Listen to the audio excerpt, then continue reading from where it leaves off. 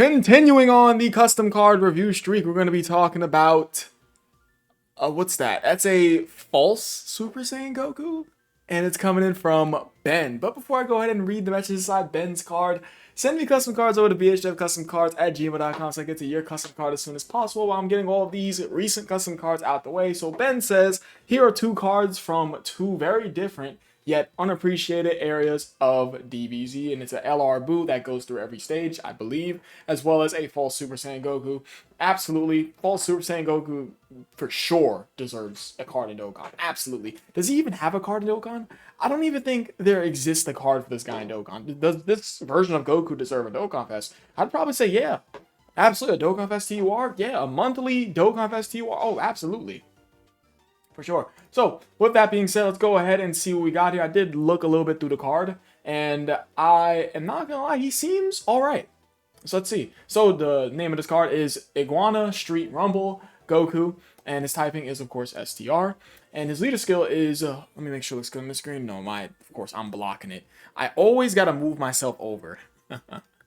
So, his leader skill is All Out Struggle or Full Power 3 key and 170% across the board, and additional 30% of the stats goes to Transformation Boost or Movie Heroes characters. Now, I was looking through this category, and it is a bit small, and one thing that is important to this Goku is the fact that you gotta run a Piccolo so this guy can greatly stack his attack and defense, I believe. Yes, he greatly stacks attack and defense when you have a Piccolo attacking in the same turn. So you're absolutely positively going to be either running Power Awakening Piccolo, or you're going to be running this all-out struggle support. They support all-out struggle, right? Do they? They do. Yeah, they do. They give additional 2 key and 30% attack and defense to Desperate. Well, it says Desperate Struggle, which is a pretty ass translation for the name, so all-out struggle just sounds cooler. Yeah, to all-out struggle / movie heroes. And this card is giving up to, what's that? That's 2 key and 60% attack and defense to this card, which could work out pretty well for this card, certainly. So, his 12 key, that being the Meteor combination, he stacks attack and defense and does immense damage to the enemy and lowers their defense. Lowering defense obviously not being too great, although there are some bosses that you could debuff their defense. Not really a great debuff to have. Of course, lowering attack is obviously superior. As well as this card also stacking attack and defense, so nice. Stacking card. We know what we're going to get out of this.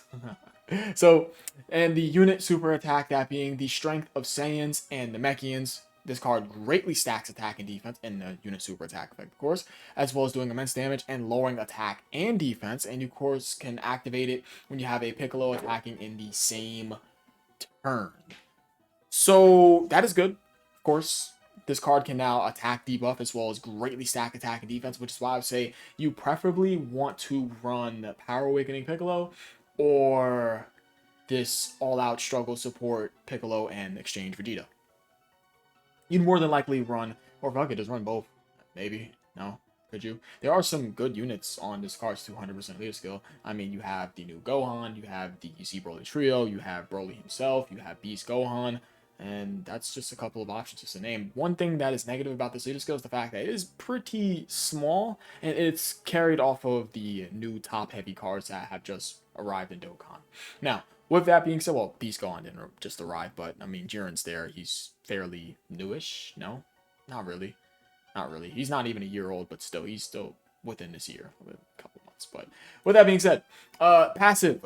This card starts out with 159% attack and defense at the start of turn, and gets an additional 44% attack and defense when attacking. Nice. And 144% attack and defense for 4 turns from first appearance. Nice. And 59% attack and defense for the rest of the battle. No, that's for the rest of the turn after receiving an attack. Okay, my bad. I read that as battle. Excuse me. Yeah, so 59% attack and defense for the rest of the turn after receiving an attack. And he also has a baseline 30% chance to dodge after attacking. Okay. And 44% damage reduction with 4 more key spheres obtained. And if HP is 44% or more at the start of character's attacking turn, revives with 59% HP when this character or an ally attacking in the same turn is KO'd once only. Okay, interesting. So this card just has his revive up at the start of turn. So if you so happen to just get cooked on a super attack immediately, he just revives immediately. Now, granted, you don't want that to happen out the gate because you would want to save the revive for you going through the fight, right? Not at the beginning of the fight, but that is a case to just put out there. And this card, Standby, enters standby for 4 turns, transforms, can be activated when HP is 59% or less, or after revival skill has been activated. Okay. So you either have to be below that HP threshold, or when you activate the revival skill.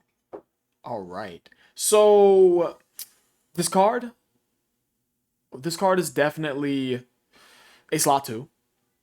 Absolutely. I think even if you do get that 4 key spheres, this card can still take quite a bit of damage. Unless this card has stacked up enough attack and defense. Of course, it greatly stacking attack and defense inside its unit super attack effect, and regularly stacking attack and defense inside its super attack effect, just base. I hit my desk, by the way. So if you guys hear like banging, like in some of my videos, like just it's like a loud sound, it's because I'm always making these hand movements, and I just end up hitting my desk. Just to put that out there. But anyways, what is this card lacking? I would probably say this card doesn't really have, but technically, okay, so this card definitely doesn't have, it's a stacker though. So I'm going to take back the point I was about to say, like the little criticism I was going to say. This card's a stacker though. And definitely is going to be meant to be ran inside slot 2, unless this card stacks up enough defense to be put inside slot 1. You know what? Yeah, it's fine.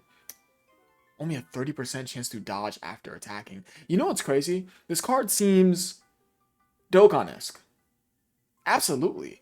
I'd say if this card was, what is this card missing to be Dokkan-esque? Probably building up attack and defense with, I don't know, with each hit this card takes.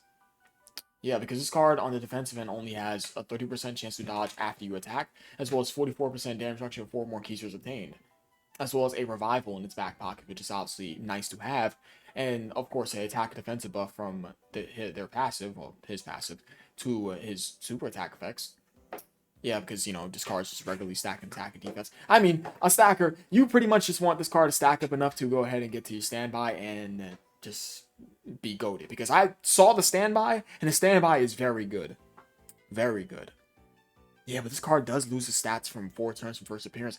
And then you get that attack and defensive buff after receiving an attack. Oh, man, I don't know. If this card does not get its 4 key spheres, it's trouble. If this card does not get its 4 key spheres, as well as it not having enough stacked up attack and defense, okay. Alright. So, I had to bump up that 30% chance to dodge up to a 50% chance to dodge, bare minimum, as well as giving this card an additional 20% chance to dodge as the first or second attacker in the turn. I'd do that. I'd also, what else? I'd probably let this card just get additional super attack chance, right? Give him an additional super attack chance, or give him a guarantee super when he takes a hit, just to reward him for getting that attack. Like, let's say he gets 59% attack and defense for the rest of the turn, as well as a guarantee super when he receives an attack. Yeah, that would help him stack his defense. Like, this card is definitely a little lacking on the defensive end, because this card has to get 4 more key spheres. Has to. Definitely has to get key spheres, and definitely would want additional super attack chance. Absolutely. Okay, let's see what the standby is looking like.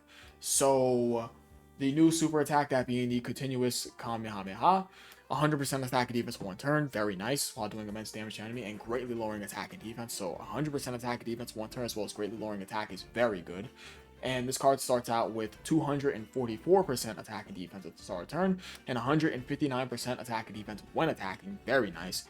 This card also gets unrestricted guard, 4% attack and defense per key sphere obtained, randomly changes key spheres of a certain type to STR to directly support that nuking ability, as well as just unrestricted 59% damage reduction, nice, as well as guaranteed nullification against unarmed super attacks directed at this character. I mean, 59% damage reduction, guard, nuking, with this card being able to create its own orbs to nuke with, as well as an attack and defensive buff from the passive to a super attack effect. Now this is consistency. Everything holds together like glue here. Now, as for the pre-standby, I think the pre-standby needs additional super attack chance. All right, so that's one. Definitely needs more dodge chance, absolutely. And if you don't want to give this card more dodge chance, I would say make it an orb changer. Yeah, make it an orb changer. And that'd be it. Does this card have enough stats? Is the stats fine considering the fact that this card is a stacker? I'd probably say so. Because this card technically could greatly stack attack and defense. This card absolutely needs additional super attack chance. Like, if you're a stacker, you need that. You just need that. But that's about it. I mean, this card, technically has dodge, damage reduction, revival, greatly stacking attack and defense, can lower attack, of course, within the unit super attack, as well as regularly stacking attack and defense. This card can be a bit better inside the pre-standby, I would say, but post-standby, very strong, very consistent, very consistent. And then pre-standby could get cooked, but I believe that this revival is here just for that reason. Yeah, it's just for that reason, right? I would like to assume, but you want to hold the revive till later on in the battle, right? Because that's where you get the most value out of your revives in Dokkan. So that's gonna be about it. W card, Ben. So links, all in the family. This is for the pre-standby. All in the family, solid support, experienced fighters, shocking speed, prepare for battle with the same lineage, and fierce battle. As well as the categories this card is on is Pure Saiyans, Transformation Boost, Movie Heroes, Goku's Family, Kamehameha, Full Power, Final Trump Card, Exploding Rage, All Out Struggle, Miraculous Awakening, Legendary Existence, Bond of Friendship, Entrusted Will, Bond of Parent and Child, and Earthbred Fighter. So on a just mega live amount of categories. Holy hell. And we go over to this card's change links when he goes to default Super Saiyan Goku. He gets Super Saiyan in place of All in the Family. And he gets, what's that? He gets the first Awakened in place of the Saiyan lineage. Yeah, he does. Let me just real quick go on over to these guys. What links do you guys have? I think I skipped over it. Yeah. So Brainiacs he doesn't have. Prodigies he doesn't have. He has experienced fighters with him. Has solid support with him. And that's it. Damn. Let me see with Vegeta. As well as Fierce Battle. Yeah. So yeah, inside the pre-standby for the Piccolo and Vegeta, it'd be experienced fighters, solid support, and Fierce Battle. Correct? For the pre-standby, for them linking with each other. Yeah, it'd be solid support, experienced fighters, and Fierce Battle, which are all not key links. So yeah, they're not going to be linking up. In terms of key, it's not going to be looking too great because what's that? 15% attack, link level 10 of course, 15% attack and 20% defensive debuff. I mean, just pass. And then Fierce Battle is obviously 20% attack. Yeah. And then we see Vegeta. Vegeta is going to be sharing, of course, in the post standby, right? Because he gets Super Saiyan. So Vegeta's going to be sharing Super Saiyan, of course, not Prodigies, not Golden Warrior, not Saiyan Warrior Race, not Royal Lineage, Prepare for Battle, and Fierce Battle. So Super Saiyan, Prepare for Battle, and Fierce Battle. Yeah, that'd be it. Because no First Awaken, no Shocking Speed, no Experienced Fighters, no Solid Support. Yeah, so that's going to be about it. Yeah, they're going to be sharing minimal links from pre to post standby. So that's about it. Send me custom cards over to bhfcustomcards@gmail.com so I get to your custom card as soon as possible. I'm getting all of these recent custom cards out the way. Join the 24/7 Discord server. I plan on doing a community tier list. I plan on doing it. I just gotta remember to post it. I'm so bad at remembering to post stuff inside the Discord server. I'm gonna be 1000% honest. I am very forgetful. And leave a like if you enjoyed the video. Peace.